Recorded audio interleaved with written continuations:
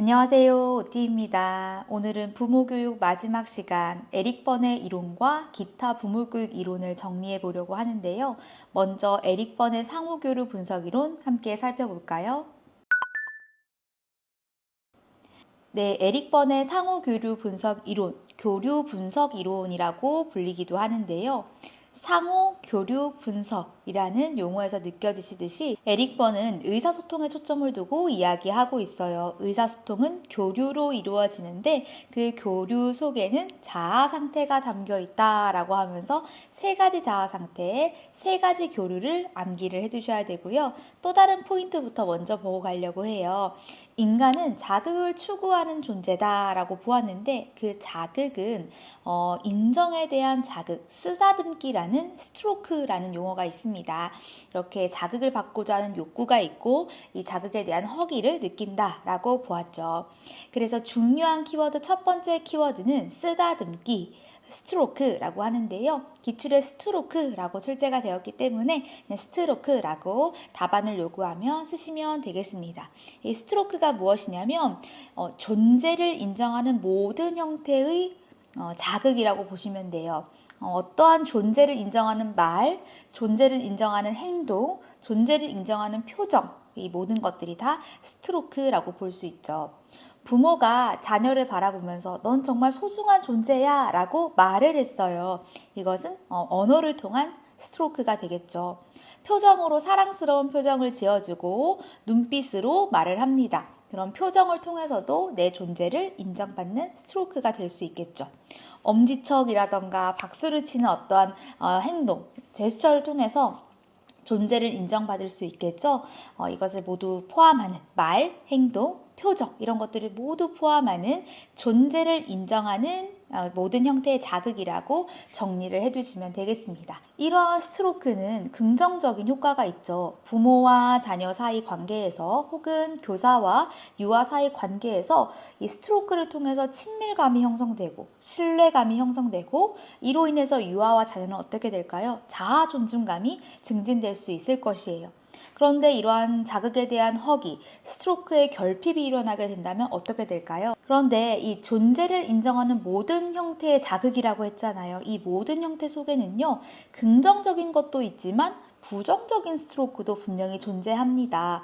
아동이 나는 소중한 존재야 라고 생각할 수도 있지만 나는 아무것도 아닌 존재야, 나는 필요 없어 라는 부정적인 생각을 하게 만드는 스트로크도 존재한다 라는 것이죠. 에릭 번의 이론이 출제율이 높지가 않습니다. 2013년 출시에 나오고 2024학년도 거의 10여 년 만에 출제가 되었고 단답 형식으로 쉬운 문제가 나왔었기 때문에 앞으로 에릭 번의 문제가 나온다면 이 이론에서 조금 더 깊이 있게 조금 더 자세한 이론이 나올 수 있으니까 우리는 이 구분까지 정리를 한번 해보면 좋을 것 같아요.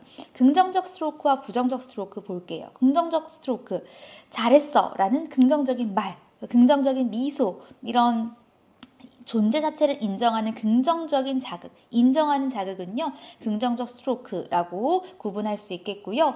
짜증을 낸다던가 무시를 한다던가 그런 무시하는 말을 하는 이 비판적이고 부정적인 자극은 부정적 스트로크입니다. 조건적 스트로크와 무조건적 스트로크로 나눌 수도 있어요. 조건적, 어떤 행위를 함으로써 인정을 하는 거죠. 1등을 했다. 달리기를 잘했다, 숙제를 했다와 같이 어떤 특정 행동에 대해서 인정하는 것은 조건적 스트로크이겠고요. 무조건적 스트로크는 어떤 행동이랑 상관없어요. 존재 자체만으로 존재 자체를 인정하는 말과 표정, 행동을 무조건적 스트로크라고 볼 수 있겠고 촉각을 통한 것이냐 말을 통한 것이냐에 따라서 신체적 스트로크와 언어적 스트로크로 구분할 수도 있겠습니다. 네, 다음은 자아 상태를 보려고 해요. 이 교류 분석 이론에서 중요한 게 자아 상태거든요. 네, 나의 어떤 자아가 이 교류 속에, 대화 속에 들어가 있느냐가 드러나게 되는데요. 크게 세 가지 자아 상태가 있습니다. 에릭 번은 이 세 가지 자아 상태가 균형을 이루고 자유롭게 선택할 수 있을 때 건강한 자아 상태다라고 보았는데요. 첫 번째 부모 자아는요, 도덕적이고 규범적이고 훈육적인 태도를 가지고 있는 것을 말해요. 이렇게 해야지 해야지. 내가 도와줄게. 그건 나쁜 거야. 잘했어. 와 같은 어떠한 평가적인 언어가 나온다라고 하면 부모자구나 라고 예측을 해보시면 좋습니다. 두 번째 성인자는요, 논리적이고 객관적인 사실을 이야기하고 사고 중심이에요. 나는 뭐뭐라고 생각해. 혹은 어떤 객관적인 사실에 대한 질문, 이런 발문들이 나온다면 성인자구나 라고 파악을 해주시면 되겠고요. 아동자는요, 감정적이죠. 표현적이고 자신의 어떤 상태를 나타내는 용어가 주로 나옵니다. 그래서 나는 뭐뭐 하기 싫다. 난 지금 배가 고프다. 너무 재밌다와 같이 자신의 상태를 표현하는 발문들이 나온다면 아동자구나 라고 파악을 해주시면 되겠습니다.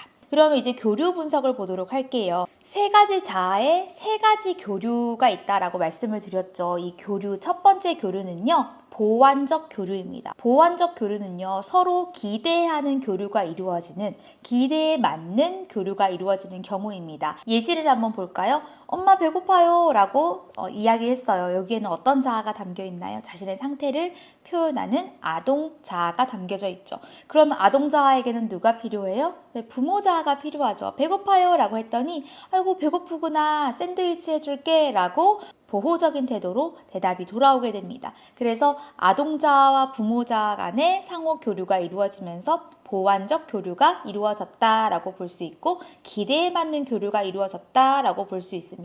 그런데 밑에 예시를 한번 볼까요? 의도하지 않는 자아 상태가 교류되는 경우, 즉 기대에 맞지 않는, 기대에 어긋나는 교류가 이루어지는 경우는 교차적, 크로스, 교차적 교류라고 하는데요. 예시를 볼게요. 내 장난감 어디 있지? 이제 장난감을 찾고 싶어요. 성인 자아 상태예요. 장난감이 어디 있는가? 객관적인 사실에 대한 질문을 했어요. 그러면 성인 자아로 질문했으니까 답변도 성인 자아 상태로 돌아오면 좋겠죠. 너 장난감 저기 서랍에 있어 라고 답변이 돌아온다면 기대에 맞는 교류가 이루어지면서 보완적 교류가 이루어질 텐데, 분명히 성인자로 질문을 했는데 어떤 답변이 돌아와요? 물건 잘 정리해두라고 했지? 라고 부모자 상태의 답변이 돌아오게 됩니다. 그래서 의도하지 않은 자아가 응답했다. 기대에 어긋난 교류가 일어났다. 교차가 일어났다라고 해서 교차적 교류라고 보시면 되겠고요. 이면적 교류는 겉으로 드러난 자아와 내면의 자아가 다른 경우예요. 숨어있는 교류라고 하죠. 손 씻고 왔니? 라는 질문을 한번 볼까요? 손 씻고 왔니? 겉으로 보기에는 손을 씻고 왔는가에 대한 객관적인 질문을 하는 것 같은 성인자 같지만 내면에는 어떤 의도가 담겨 있어요? 외출하고 갔다 와서는 손을 씻고 와야지 라는 말을 하고 싶은 것을 손 씻고 왔니? 라는 성인자에 숨겨져서 부모자가 담겨져 있다라고 볼 수 있겠죠. 그래서 이 이면적 교류 같은 거 출제되기에 되게 좋은 예시죠. 이게 어떤 교류인지 쓰고 그 말 속에 어떤 자아가 담겨져 있는지를 한번 적어봐라 라고 했을 때 이 성인자와 부모자가 담겨져 있다 이런 식으로 적는 문제가 충분히 출제가 될 수 있기 때문에 이 교류 분석 이론에서 세 가지 자아, 세 가지 교류, 그리고 스트로크의 구분은 명확하게 정리를 해두셔야 되겠습니다. 마지막에 네 가지 생활 태도, 이거는 기출에 출제되진 않았지만 그래도 나올 가능성이 있지 않을까 하고 정리를 해두었는데, 네 가지 생활 태도를 에릭번이 정리한 거예요. 자기 긍정, 타인 긍정 상태는 나도 오케이, 타인도 오케이. 그러니까 나도 존중하고 타인도 존중하는 굉장히 긍정적인 인간관계 상태를 가지고 있다라고 볼 수 있죠. 그런데 자기를 부정하고 타인을 긍정하는 경우는 어떨까요? 의존적이고 수동적이겠죠. 타인을 과대평가하고 자신을 낮추었기 때문이에요. 세 번째, 자기 긍정, 타인 부정은 어떨까요? 나는 오케이인데 남은 not okay라고 돼 있어요. 타인을 무시하고 통제하려는 태도를 가지면서 공격적이고 지배적인 성향을 가질 수 있겠고요. 나도 부정하고 타인도 부정하는 자기 부정, 타인 부정의 상태는 무력감을 가지고 있고 사회적인 고립의 상태라고 볼 수 있겠습니다. 네, 에릭 번의 이론 이렇게 정리를 해보고요. 기출문제 같이 한번 보도록 할까요? 네, 이어서 기출문제 보도록 할게요. 97년 객관식 문제, 번의 상호교류 유형 중에 대인관계 문제가 가장 많이 발생되는 경우, 대인관계 문제가 가장 많이 발생되는 경우는 서로 기대하지 않은 교류가 이루어졌을 때, 자아 상태가 만났을 때 교차적 상호교류 4번을 선택을 하시면 되겠고요. 2013년 추시, A-4번 문제, 번의 교류 분석 이론에 대한 설명이네요. 번의 교류 분석 이론에 의하면 교류는 자극의 욕구, 구조화의 욕구, 태도의 욕구를 충족시키기 위해 이루어진다. 사람들 간의 상호 대화는 교류로 이루어지고 교류는 세 가지 자아 상태가 어떻게 관여하는지에 따라서 세 가지 교류 유형으로 분류된다. 네, 여기서 교류라는 단어도 키워드 정확하게 기억을 해두시면서 아주 친절한 문제예요. 교류 분석 이론이 뭔지 설명을 한 다음에 그 다음 문제를 풀어보래요. 가에 근거해서 다음 대화에서 드러난 교류 유형 한 가지를 쓰고 민호의 자아 상태, 엄마의 자아 상태 각각 한 가지씩 쓰라는 아주 쉬운 단답형 문항이 나왔네요. 민호, 엄마 뛰어놀았더니 배고파요. 아동 자아 상태죠. 엄마, 배가 몹시 고픈가 보구나. 엄마가 샌드위치 만들어줄게. 부모 자아 상태입니다. 그러니까 이 대화는 보완적 교류라고 볼 수 있죠. 서로 기대에 어긋나지 않게, 기대에 맞게 교류가 이루어진 상태다라고 볼 수 있겠고요. 2024년 A-2번 문제, 김교사가 말한 부모교육 이론의 명칭을 쓰고 부모-자녀 관계에서 디귿의 긍정적 기능 한 가지를 쓰래요.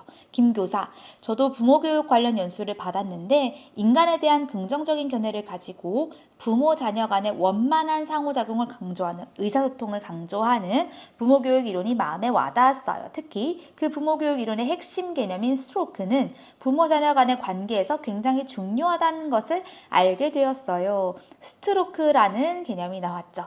여기에서 우리가 기출을 먼저 풀고 그 다음에 이어서 얘기를 할게요. 이 부모교육 이론의 명칭은 에릭 번의 상호 교류 분석 이론 또는 교류 분석 이론이라고 쓰시면 되겠고, 2번 디귿의 긍정적인 기능을 쓰는데 부모-자녀 관계에서 쓰래요. 유아의 관점이나 부모의 관점이 아니라 부모와 자녀의 관계에서의 긍정적인 이 스트로크의 기능을 쓰라고 했으니까 부모-자녀 간의 친밀감과 신뢰감을 높일 수 있다라고 쓰시면 되겠습니다.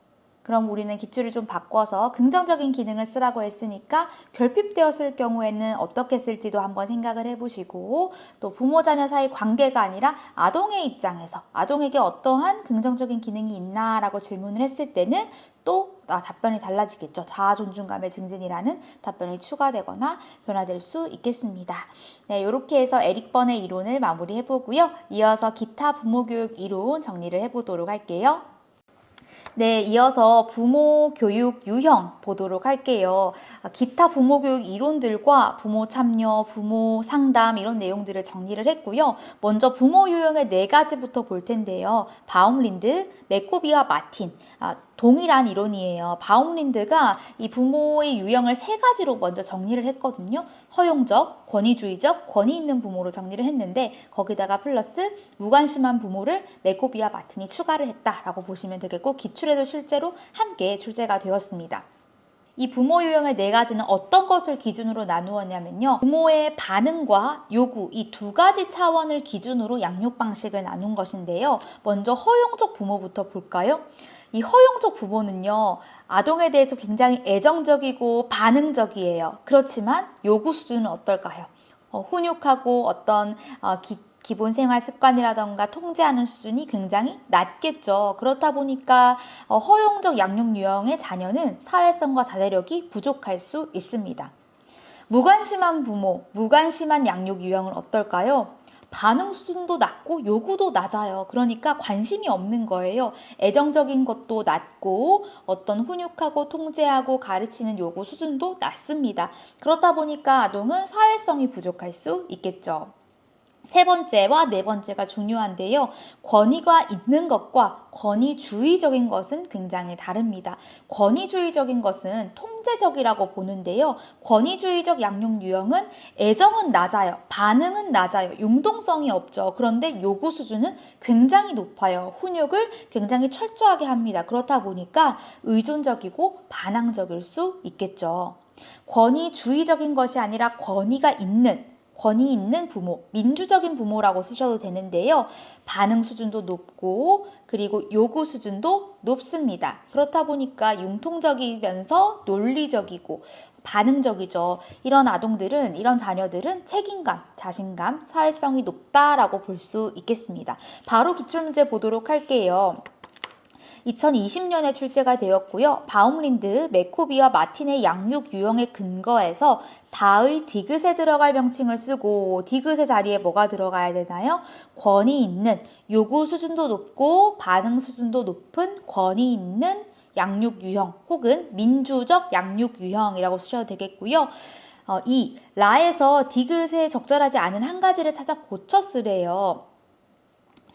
디귿, 그러니까 권위 있는 양육 유형은 어떤가? 자녀에게 사랑과 관심을 표현해주고 자녀가 자율적으로 선택할 기회를 주고 인정하고 격려해주고 굉장히 지금 반응 수준이 높죠. 자녀에게 모든 의사결정을 맡겨주세요. 이런 경우는 요구 수준이 낮은 거예요. 자녀에게 모든 권한을 주는 조금 무관심한 허용적인 양육 유형에 해당하는 이야기가 나오고 있어요. 그래서 요것을 찾아서 고쳤어야 되겠네요. 자녀와 함께 민주적 의사결정 과정을 가진다라고 고치면 되겠고요. 밑에 자녀에게 부모의 일관된 태도를 보여주세요 라는 것도 적절하다고 볼 수 있겠습니다. 네, 이어서 브라운리와 하워드 한번 보도록 할게요. 브라운리와 하워드는 한국 이름이 있어요. 브레운 씨, 허귤레 씨입니다. 한국 부모교육의 선구자인데요. 1990년대 초에 유치원과 교회 자모회를 설립하고 거기에서 원래회로 부모교육의 최초의 부모교육의 형태다라고 볼 수 있는데요. 바로 기출문제 한번 보면은요. 2013년 출시 문제, 브라운리, 하워드 등은 1900년대 초반부터 우리나라의 유치원과 교회에 자모회를 조직하여 어머니들을 계몽하였다. 특히 하워드는 아버지 교육에도 관심을 가지고 어머니와 아버지가 함께 원래에 참석하도록 지도하였다. 이런 역사적 배경을 바탕으로 오늘날 유치원에서는 가정통신문, 워크숍, 강연회, 대소집단 모임, 면담 등의 다양한 방법을 활용하여 누리과정 운영이 가능한 범위 내에서 하루 일과 교사 구성 등을 고려하여 기억을 실시하고 있다. 부모 교육이죠. 기억에 들어갈 말은 부모교육. 부모교육의 선구자 브라운리와 하워드라고 볼 수 있겠고 여기 기출에서 눈여겨볼 만한 키워드는 부모교육의 유형, 가정통신문, 워크숍, 강연회, 대소집단 모임, 면담 등이 있다라는 정도만 정리를 해두시면 되겠습니다. 네, 이어서 부모 상담 보도록 할게요. 부모 상담은 개별 면담과 집단 면담으로 이 그룹의 크기에 따라서 나눌 수도 있지만 시기별로도 나눌 수 있어요. 1학기 정기 상담, 2학기 정기 상담, 그리고 수시 상담 같은 것들도 있죠. 면담에서 중요한 것은요, 급작스럽게 이루어지는 것이 아니라 면담에 대한 기간도 안내하고 시간도 안내하고 사전에 신청서를 받아서 이루어지는 것이 중요합니다. 면담 신청서를 미리 받고 준비를 하는데 이 면담 신청서 안에는 면담 장소, 시간, 그리고 면담하고자 하는 내용 이런 것들이 포함되어야 되겠죠. 그리고 만났을 때 다짜고짜 막 아이에 대해서 쏟아놓는 것이 아니라 라포를 형성하고 먼저 경청해야 되겠죠. 보호자의 이야기를 먼저 듣고 그 다음에 유치원에서의 아이의 긍정적인 행동부터 이야기를 하고 그 다음에 지도가 필요한 부분이나 염려되는 부분을 함께 나눌 수 있어야 되겠습니다. 일방적으로 결정을 내리거나 이렇게 하셔야 됩니다 라고 지침을 안내해서는 안 됩니다. 그리고 중요한 것, 기출에서 중요한 것은 비밀 유지가 몇 번 나왔었거든요. 그래서 면담 내용은 비밀로 유지한다 라는 것을 기억을 해두시면서 이런 내용은 2차까지도 연결될 수 있으니까 2차까지 잘 들고 가시면 좋겠고 2차에서는 2차에 조금 더 맞춰서 정리를 해야 되겠죠. 집단 면담은 같은 문제로 고민하는 보호자들을 소집단이나 대집단으로 면담하는 것이고요. 의견도 교환하고 함께 해결 방안을 모색하는 시간을 가지게 됩니다. 이때 중요한 것은 시간을 미리 안내해서 그 시간을 지켜가면서 이야기할 수 있도록 하고 소외되는 사람이 없게 골고루 이야기할 수 있도록 해주어야 되겠죠. 기출문제 보도록 할게요. 2010년 객관식 문제, 학부모 면담할 때 교사의 초기 대응 행동으로 가장 적절한 것 1. 면담 내용은 비밀 유지를 해야 되기 때문에 요까지는 맞죠. 비밀 유지해야 되는데 면담 결과를 기록으로 남기지 않는다. 그렇지 않죠. 면담 결과를 기록으로 남겨야 되고 비밀은 유지해야 됩니다. 2번. 할머니가 매우 화가 나 있으므로 할머니의 이야기를 경청하고 공감적으로 이해해준다. 그렇죠. 먼저 적극적 경청, 반영적 경청을 해주어야 되겠고요. 정답은 2번이 되고 3. 발달 단계상 또래 관계에서 흔히 일어날 수 있는 것이니 걱정할 것이 없다고 말해주며 상담할 상담할 필요가 없겠죠. 이 아이의 행동을 함께 분석해보고 함께 해결 방안을 모색하는 시간이 되어야 되겠고요. 4번, 교사를 신뢰할 수 있도록 전문적인 용어로 구체적인 지침을 제시해준다. 네, 구체적인 지침을 제시해주면 안 됩니다. 부모가 선택할 수 있도록 도와주는 역할을 해줘야 되겠고요. 5번째, 평소에 친구 물건을 빼앗는 행동을 자주 했대요. 아동이. 그래서 지도하기 어렵다는 점을 먼저 얘기한다. 긍정적인 거 먼저 얘기해야 된다라고 얘기했죠. 그래서 2번이 정답이 되겠고요. 2016년 문제 민수 어머니와 김 교사의 대화고요. 니은에 제시된 부모 상담 과정에서 김 교사가 개선해야 될 점. 이거 다른 이론 보면서 함께 풀었었던 문제죠. 승현이 어머님도 비슷한 일로 고민하시길래 이 방법을 알려드렸더니 하면 승현이 어머님과의 상담 내용을 이야기하는 것은 승현이와 승현이 어머니의 개인정보를 이야기하게 되는 거죠. 그래서 비밀 유지를 지키지 못했어요. 그래서 다른 보호자와의 상담 내용을 비밀 유지해야 된다라고 적으시면 되겠고요. 2022년 스마트폰 과의존 문제와 관련해서 대화를 나눴고 기억에 해당하는 부모교육 방법 쓰래요. 관심 있는 몇 분의 부모님들이 저와 함께 1시간 정도 자녀의 스마트폰 사용과 관련된 문제에 대해 의견을 교환하고 해결 방법을 모색해 보려고 한다. 집단 면담이죠. 그럼 우리는 역으로 집단 면담의 효과는 무엇일까요? 함께 의견을 교환하고 해결 방법을 모색할 수 있다와 같이 이 특징에 대해서 효과에 대해서 또 정리를 해볼 수 있겠습니다. 네, 다음 장 부모 교육 및 부모 참여예요. 부모 교육에는 여러 가지 방법이 있죠. 가정통신문, 강연회, 교육과정 설명회, 부모 면담, 또 부모 참여는 수업을 참관하거나 수업을 보는 수업 참관, 그리고 직접 참여하는 수업 참여 혹은 참여 수업, 자원봉사자로 참여할 수도 있고요. 뭐 현장 체험을 따라간다던가 아니면 학습 준비물을 준비하는데 같이 도움이 된다던가 하는 자원봉사자의 활동, 부모 재능 기부, 어떤 부모가 직접 교사가 되는 역할을 해서 수업을 해준다거나 재능 기부하는 역할도 있겠고 의사결정자, 학부모 운영위원회와 같은 곳에 참여할 수도 있겠죠. 기출문제 바로 보도록 할게요. 2012년 객관식 문제, 부모와 협력관계를 유지하기 위해 부모를 참여시키는 방법 중 적절한 것을 모두 고르래요. 기억, 유치원 교육과정을 편성 운영함에 있어서 부모의 요구를 반영한다. 교육과정 운영에 대한 설문조사를 하거든요. 전년도에 대한 것들을 반영하고 또 오리엔테이션 때 학부모님들이 요구사항이나 이런 조사했던 것들을 기반으로 해서 이제 교육과정을 편성 운영하게 돼요. 그래서 교육과정 편성 운영에 부모의 요구를 반영해야 한다는 맞는 설명이겠고요. 니은, 교사가 부모를 직접 만나기 어려운 경우에는 부모와 전화로 이야기 나눌 수 있죠. 전화 상담할 수 있습니다. 디귿, 교사는 부모의 관심사를 반영하여 부모와 함께 교육 자료 제작 등을 위한 부모 자원봉사 활동을 계획하여 운영한다. 그렇죠. 맞는 설명이겠고요. 리을, 부모 교육을 위한 가정통신은 부모가 일정을 조정하여 참여할 수 있도록 충분한 시간적 여유를 주고 미리 안내를 해야 되죠. 다음 주에 수업이 있는데 이번 주에 안내하면 보호자님들이 일정을 바꾸기가 쉽지 않아요. 그래서 뭐 한 달 전에 또 연간 계획도 이렇게 미리 보내기도 하죠. 그래서 미리 안내하는 것이 바람직하겠습니다. 미음, 교사는 부모가 수업 참가를 할 때 일상적인 유치원 생활보다 특별한 면을 보여줄 수 있도록 환경 조성에 세심한 주의를 기울여야 한다. 그렇지 않죠. 일상적인 모습을 보여줄 수 있도록 해야 되겠습니다. 정답은 기억, 니은, 디귿, 리을이겠고요. 2023년 A-2번 문제에 기억에 나타난 부모교육 유형을 한 가지 쓰고 A를 반영하여 그 유형의 장점을 한 가지 쓰래요.